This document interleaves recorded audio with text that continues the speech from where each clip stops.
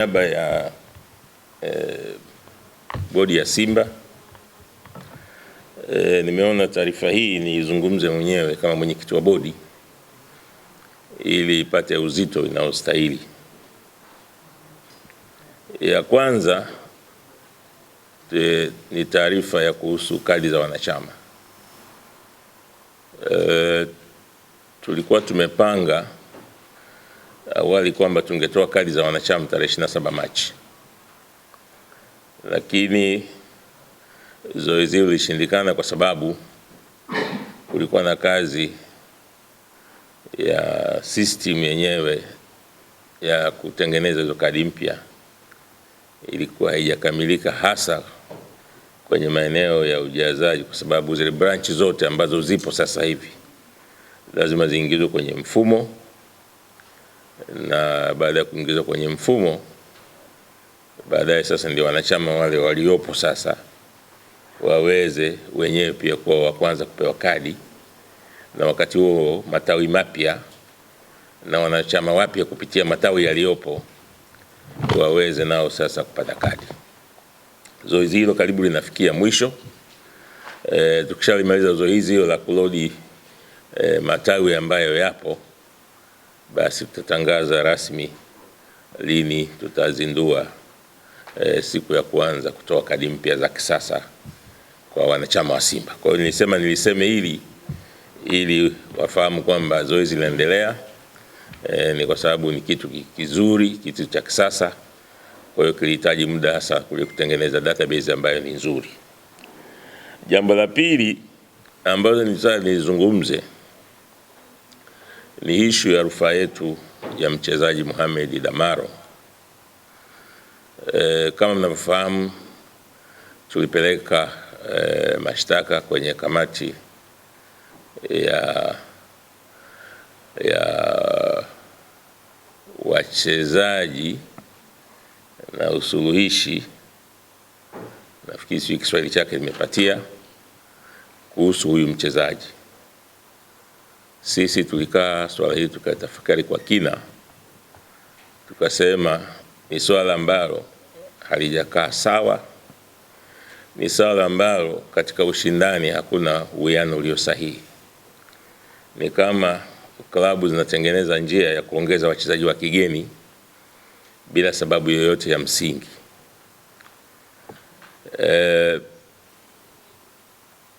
Kama tunasema mchezaji aliyepewa uraia hawezi kuchezea timu ya taifa, basi sababu ya kumpa uraia ilikuwa ni nini?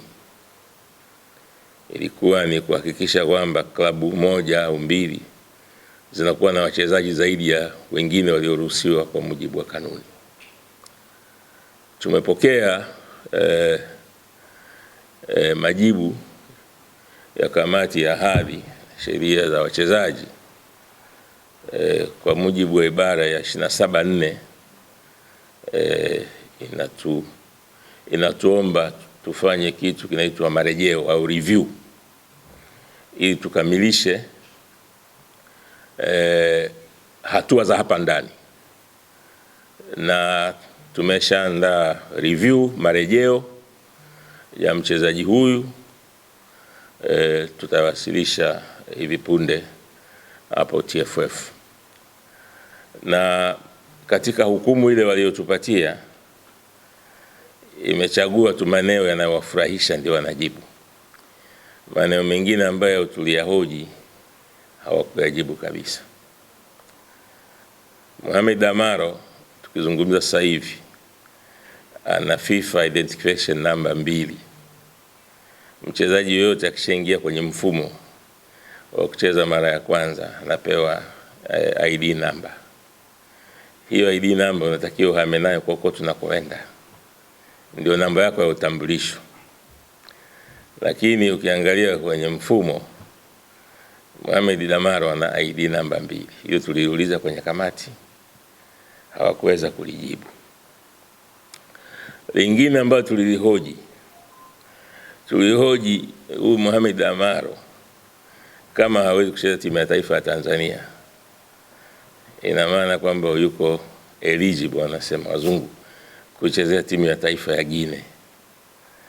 na kwa kweli moja ya vitu ambavyo tulimtaka Damaro aje pale TFF, ikiwezekana klabu yake, tulitaka tujue mbinu alizotumia kupata uraia wa Tanzania kama zilikuwa ziko namna gani. Kwenye cross examination ambayo tuliomba, tulitaka tujue kama Damaro ameukana uraia wa Guinea, ameukana lini na ameukana katika namna gani, kwa sababu wazungu wanasema kuna president. Kuna mchezaji anaitwa Josephat Bada ambaye alipewa uraia pamoja na huyu. Wakati anaondoka hapa ilibidi aondoke katika uraia wake aliokuja nao Tanzania hapa, sio uraia wa Tanzania. Na hiyo ni kwa sababu kama angetumia uraia wa hapa kuna ile kitu inaitwa TMS, transfer matching system. Sio, kuna mzee wangu mmoja alisema transfer monetary system, ni transfer matching system. Ile transfer matching system isingekubali kwa sababu data za mchezaji fulani na huku lazima ziwiane, ndio transfer inatokea. Sasa huwezi kuwa huku ni mwingine, huku ni Mtanzania ukaweza kuhama, hilo haitatokea. Kwa hiyo yote hayo tuliyahoji, haya kupata majibu. Tumeomba review, lakini hatutaishia hapa. Hatutaishia hapa kwa sababu tunaamini kwenye kanuni za ligi zetu zimetambua wachezaji wa aina mbili. Mchezaji wa Tanzania atatambulika kwa passport na kwa kitambulisho cha taifa, lakini in bracket wamesema awe mzawa. Tunaelewana? Atatambulika kwa passport au national ID, lakini in bracket awe mzawa. Mzawa maana yake ni indigenous. Kuwa na passport, kuwa na ID haikuwezeshi kuwa mzawa, kwa sababu kwa mujibu wa taarifa ya uhamiaji wanasema huyu alipewa uraia kwa njia inaitwa tajinisi, naturalization. Sasa kama amekuwa naturalized, kanuni zile zile za TFF zinasema mzawa. Kwa hiyo kuna mchezaji mzawa na kuna mchezaji wa kigeni. Sisi tunaamini Damaro hakizi kwa mujibu wa kanuni zenyewe za TFF, hakizi vigezo vya kuwa mzawa. Kwa hiyo yote hatumeyahoji, lakini kamati ya sheria na hadhi ya wachezaji hawakuyajibu haya. Kwa hiyo tunaandika review na kuweza kuomba. Na naomba niliseme hili jambo si jambo dogo kwa nchi, kwa sababu Simba mwaka jana baada ya sisi kuona wenzetu wamepewa uraia, tunaandika barua uhamiaji wachezaji wetu kwamba kuna baadhi ya wachezaji wetu wanaomba nao kupata uraia. Hatujai kujibu hiyo barua mpaka leo. Mpaka leo hatujai kujibu hiyo barua ya wachezaji wetu ambao uraia. Kwa hiyo sisi tunaamini ligi kuu ya Tanzania ni brandi kubwa, ni product kubwa. Ikiwa haiko kwenye mizania sawa, inaleta vitu ambavyo vinaumiza na vitu ambavyo si vizuri. Kwa hiyo jambo hili sio tu tunaenda kasi baada ya review kama tutapata tunayotaka. Tunaandikia pia FIFA kwa sababu tunaamini kuna fraud. Fraud kwa Kiswahili inasemaje? Fraud tunasemaje kwa Kiswahili? Ni udanganyifu. Kwa sababu kama unaweza kucreate ID nyingine ili mchezaji acheze, unashindwa kutumia ID ya mwanzo aliyokuwa nayo Guinea, ina maana unafanya udanganyifu. Ibu FIFA nao waje waangalie huu udanganyifu huu, nani amehusika kuufanya na kwa faida ipi.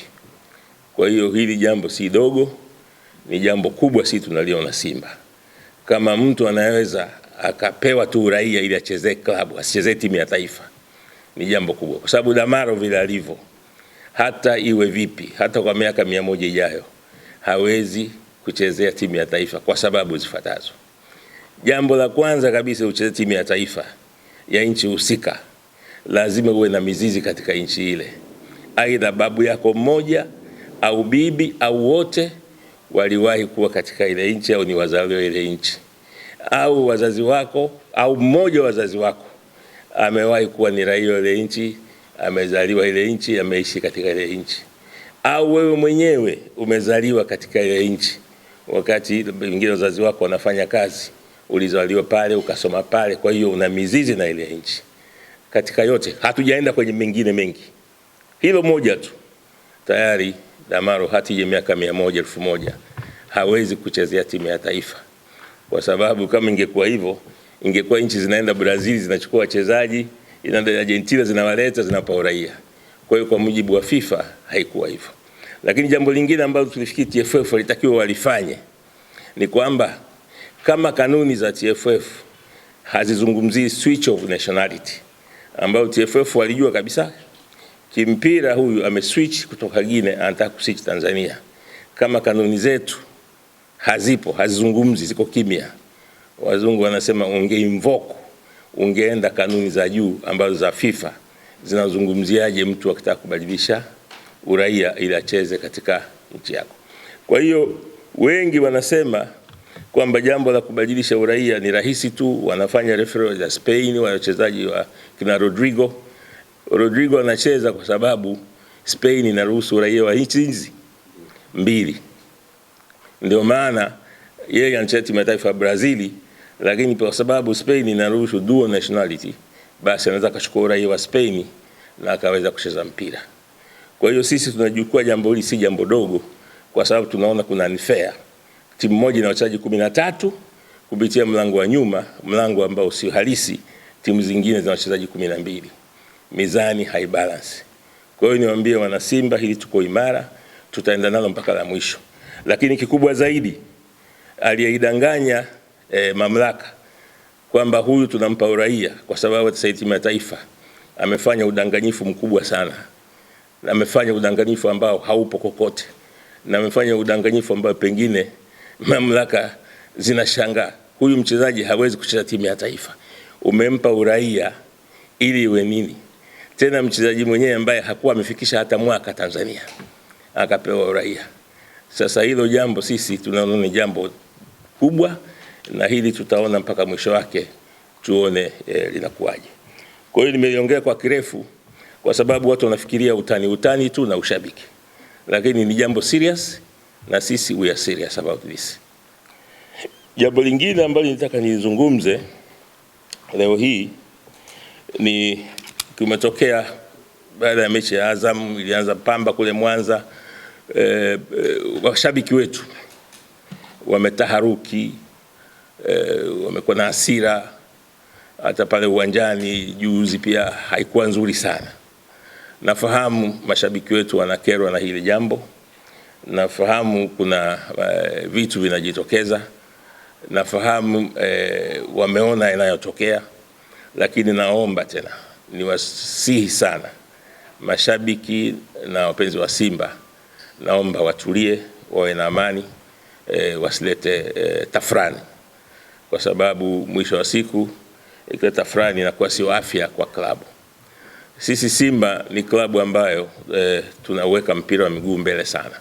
Ni klabu ya watu wema, watu wastaarabu.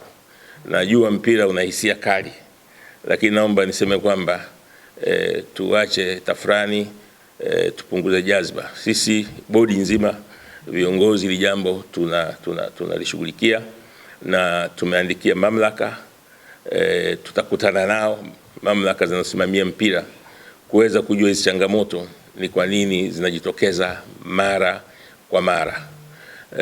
Niwapongeze mashabiki. Unajua mechi za Simba zimekuwa na figisu sana, hasa hizi mechi kubwa. Mechi ya kwanza ghafla tu tuambiwa tunaenda kucheza Zanzibar, sababu kulikuwa na mashindano ya Qur'ani, lakini huko nyuma yashafanyika mashindano ya Qur'ani yanaisha saa 7, saa 8 mechi inachezwa usiku. Tena kwa wakati wa Ramadhani mechi inachezwa saa 2, mashindano yanaisha saa 7, lakini watu wakahamia kuhamisha tu, tukaenda kucheza. Mechi hii pia nasema imehamishwa kwa sababu kuna mashindano ya Qur'ani. Tuliwasiliana na BAKWATA wakasema sisi mashindano yetu yanaisha saa 7. Kwa hiyo mpira unaweza kuchezwa. Tukaambia wenzetu, jamani, mashindano ya BAKWATA yanaisha saa 7, ya Qurani yanaisha saa 7. Kwa nini tusicheze mechi hii ni saa 1 usiku? Lakini wakangangania lazima ichezwe kule. Unaona, wakaenda kuweka kiingilio kikubwa ambacho tunaomba baadaye bodi ya ligi tunaomba regulate hii kitu. Lakini kuna baadhi hata mashabiki wetu wakiwa na tiketi wameshindwa kuingia, wanasema uwanja umejaa. Wenyeji wamekata tiketi, baada ya mashabiki wamezuia kuingia, uwanja umejaa. Kwanza niwapongeze wana Simba pamoja kwa kiingilio kikubwa cha chini ambacho pengine kiingilio kikubwa katika historia ninachokumbuka ni cha Taifa Stars na Brazil, ndio kiingilio cha chini kilikuwa 30,000. Kando na hapo haijawahi kutokea kiingilio cha chini cha mechi kakawa 15,000. Lakini pamoja na hayo wamekuja kwa wingi kuweza kushangilia timu yao. Lakini ndio hivyo, wengine wamekosa nafasi. Tunaomba baada ya mamlaka ili jambo inaliangalia sana la kufanya regulation ya vitu viweze kwenda sawa. Kwa hiyo nawasihi mashabiki wetu, mashabiki wema, mashabiki wenye uwerevu wanaopenda sana timu yao wawe na amani na watulie. Viongozi, bodi tunaifanyia kazi ya malalamiko ambayo yamejitokeza siku za karibuni. Kwa kifupi hayo ndio yalikuwa ya kwangu makubwa.